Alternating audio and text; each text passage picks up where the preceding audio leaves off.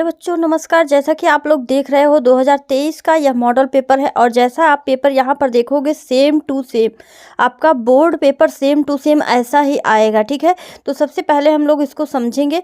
यह देखिए 2 खंड में है। ठीक है, खंड अ और खंड ब। ठीक है, और समय आपका होता है 3 घंटे 15 मिनट का। 15 मिनट का समय परीक्षार्थियों को पढ़ने के लिए दिया जाता है और पूर्णांक आपका 70 नंबर का है। 30 नंबर आपको प्रोजेक्ट पर दिया जाए जो कि आपको कॉलेज से दिया जाएगा। ठीक है, उसके बाद यहाँ पर कुछ निर्देश हैं जिन्हें हमें पढ़ना है। तो सबसे पहले तो प्रश्न पत्र के खंड अ में बहुविकल्पीय प्रश्न है जिसमें सही विकल्प का चयन करके OMR शीट पर नीले अथवा काले बाल पॉइंट पेन से सही विकल्प वाले गोले को पूर्ण रूप से काला करें। और ध्यान रखिएगा, आप जो है OMR शीट पर अगर गलत आंसर टिक कर देते हो, भर देते हो, तो वो चीज़ आपकी कट कर दी जाएगी। अगर 2 गोले में आप कलर कर देते हो बॉल पॉइंट पेन से, वो भी आंसर आपका गलत हो जाएगा। ठीक है, इसलिए बहुत ही ध्यान से OMR शीट को भरें क्योंकि 20 नंबर हमारे लिए बहुत ही ज़्यादा इंपॉर्टेंट है। ठीक है, तो 20 नंबर के लिए OMR शीट को बहुत ही ध्यान से भरिएगा, बारीकी से भरिएगा क्योंकि सभी स्टूडेंट पहली बार OMR शीट को भर रहे हैं। तो ध्यान से, जिसके लिए आपको 20 नंबर के जो OMR शीट पर आप भरेंगे उस पे आपको 20 नंबर के लिए आपको 1 घंटा मिलेगा और 2 घंटे आपको लिखने के लिए जो वर्णनात्मक प्रश्न दिए जाएंगे उनके लिए मिलेगा। तो चलिए प्रश्नों को देख लेते हैं कि आप लोगों के बोर्ड एग्जाम में किस तरीके से प्रश्न आने वाला है। तो पहला प्रश्न है, बाबू गुलाब राय किस युग के लेखक हैं? तो बाबू गुलाब राय जो हैं वह शुक्ल युग के लेखक हैं। ठीक है, और चिंतामणि किस विधा की रचना है? तो चिंतामणि जो है वह निबंध विधा की रचना है, तो निबंध पर टिक करेंगे।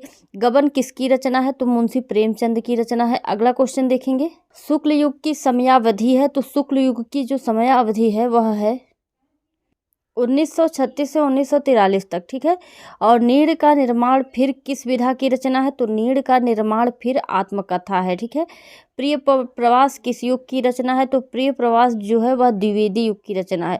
मधुशाला किसकी रचना है? मधुशाला हरिवंश राय बच्चन की रचना है, तो हरिवंश राय बच्चन पर टिक करिए। भारत भारती किसकी रचना है? मैथिली शरण गुप्त की रचना है। अगला क्वेश्चन, तो आधुनिक काल कब से कब तक माना जाता है? तो आधुनिक काल जो है वह 1843 से अब तक। यह ऑप्शन बिल्कुल सही है। मतीराम किस युग के कवि हैं? तो मतीराम जो है वह रीतिकाल के कवि हैं। ठीक है, अगला क्वेश्चन देखिए, हास्य रस का अस्थाई भाव है? तो हास्य रस का अस्थाई भाव हास होता है। अगला जो है, सोहत ओढ़े पीत पटु श्याम सलोने गात मनो नीलमणि शैल पर आतप पर्यो प्रभात। उपरोक्त पंक्तियों में कौन सा अलंकार है? तो यहाँ पर मनो लगा हुआ है, यहाँ आप देख सकते हैं, तो इसका मतलब है उत्प्रेक्षा अलंकार है। ठीक है, अगला क्वेश्चन देखिए, रोला छंद में कुल कितने चरण होते हैं? तो रोला छंद में कुल 4 चरण होते हैं। अगला क्वेश्चन देखिए, आकर्षण शब्द में किस उपसर्ग का प्रयोग किया गया है? तो आकर्षण शब्द में आ उपसर्ग का प्रयोग किया गया है। प्रत्यय के कितने भेद हैं? तो प्रत्यय के 2 भेद होते हैं। ठीक है, अगला, पीताम्बर में कौन सा समास है? तो पीताम्बर में जो है बहुव्रीहि समास है। अगला क्वेश्चन, आंसू का तत्सम है अश्रु। ठीक है, आंसू का तत्सम अश्रु है। अगला क्वेश्चन देखिए, यण संधि का सूत्र है? तो यण संधि का सूत्र है इको यणच। ठीक है, अगला क्वेश्चन देखिए, फलस्य शब्द का वचन एवं विभक्ति? तो फलस शब्द जो है षष्ठी विभक्ति एक वचन है। अगला क्वेश्चन देखिए, अपठत धातु का वचन एवं पुरुष है?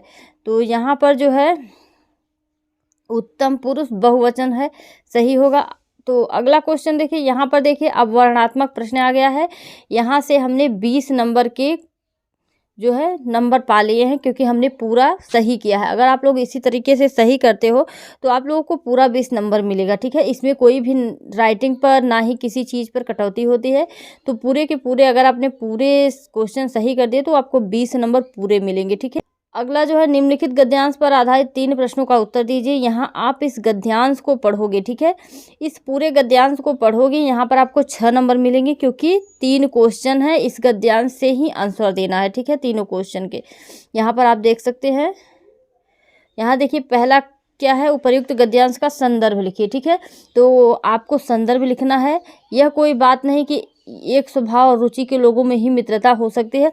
अब इसको देखिए, अगर कोई बच्चा पढ़ा हुआ है थोड़ा बहुत तो पहचानने में बिल्कुल भी दिक्कत नहीं होगी कि कौन सा जो है यह चैप्टर है, क्योंकि मित्रता पाठ यह बता रहा है कि यह मित्रता पाठ से लिया गया है। ठीक है, तो हर एक चैप्टर में ऐसे ऐसे वर्ड्स हैं जिसे आप देखकर समझ जाओगे कि ये कौन से चैप्टर से है। ठीक है। तो यहाँ पर आपने समझ लिया कि यह मित्रता पाठ से है। अब इसके लेखक कौन है?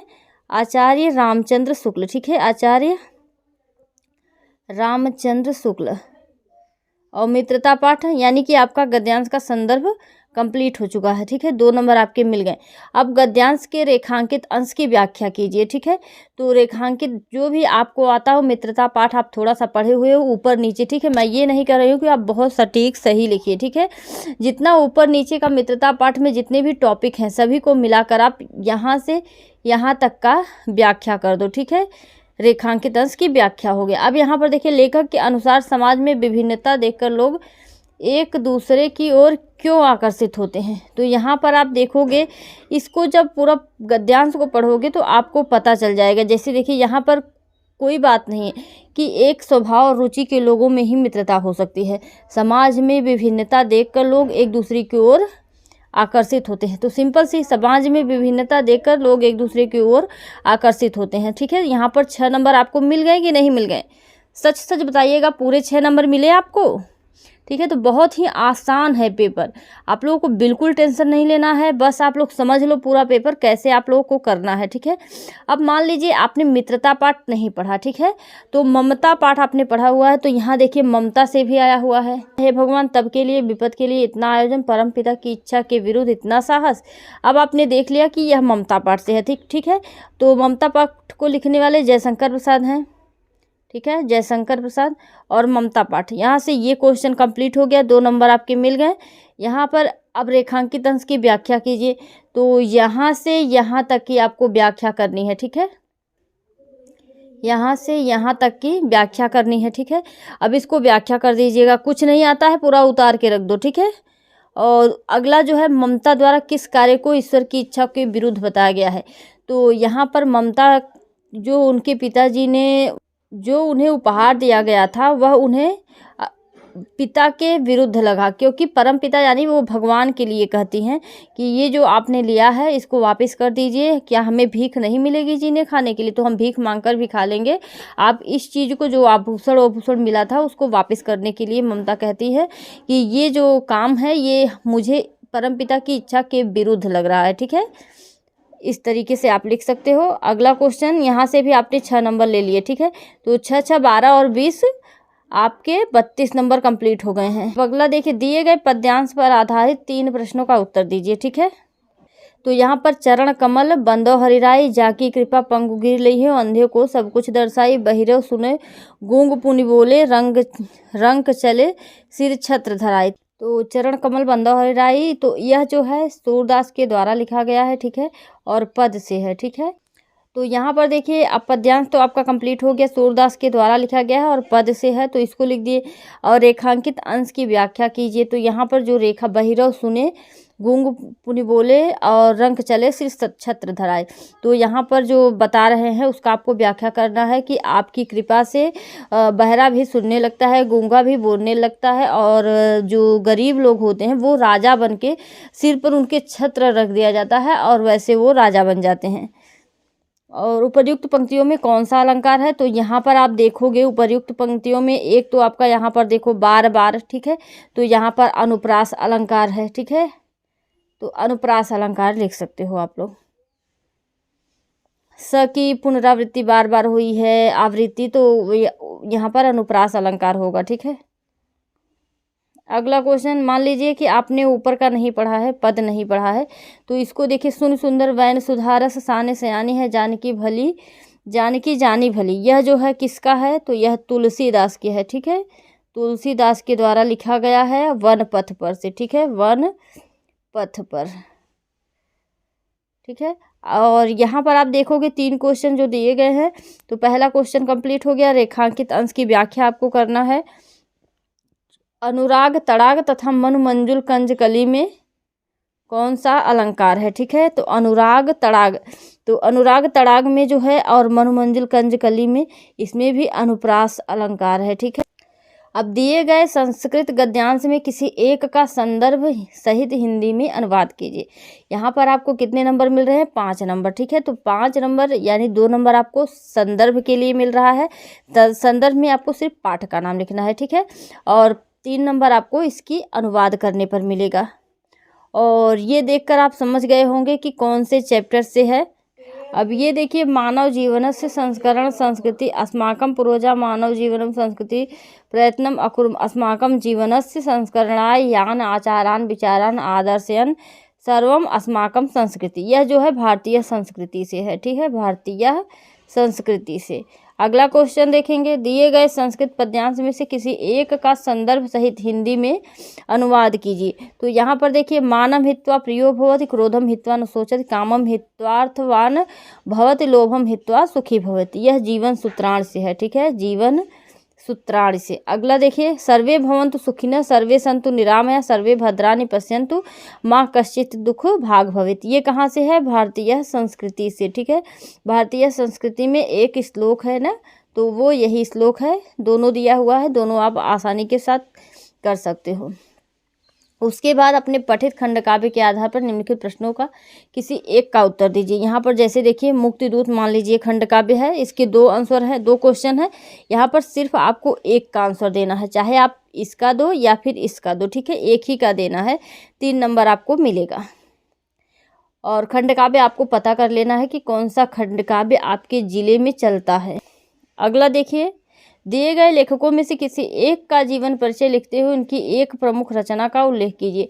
यहाँ पर आपको 5 नंबर मिलेगा, ठीक है, और रचना आप लिखोगे जिसके लिए 2 नंबर मिलेगा, और जीवन परिचय के लिए 3 नंबर मिलेगा, ठीक है।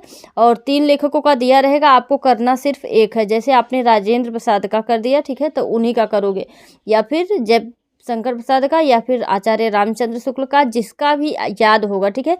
आप केवल करोगे एक का, ठीक है, सिर्फ एक का। अगला क्वेश्चन, दिए गए कवियों में से किसी एक का जीवन परिचय देते हुए अपनी एक प्रमुख रचना का उल्लेख कीजिए। यानी कि चाहे आप जिस भी लेखक का करो, मान लीजिए तुलसीदास का कर रहे हो तो तुलसीदास का करोगे, ठीक है, तुलसीदास का, गोस्वामी तुलसीदास का लिख रहे हो तो उनका लिखोगे, नहीं तो सुमित्रानंद पंत का, नहीं महाकवि सूरदास का, जिसका भी आपको बहुत ही अच्छी तरीके से आता होगा उसका लिखोगे, ठीक है।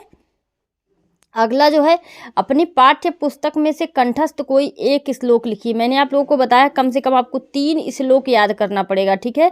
जब आप 3 श्लोक याद करोगे, जैसा कि मैंने यहाँ पर आपको दिखा देती हूँ,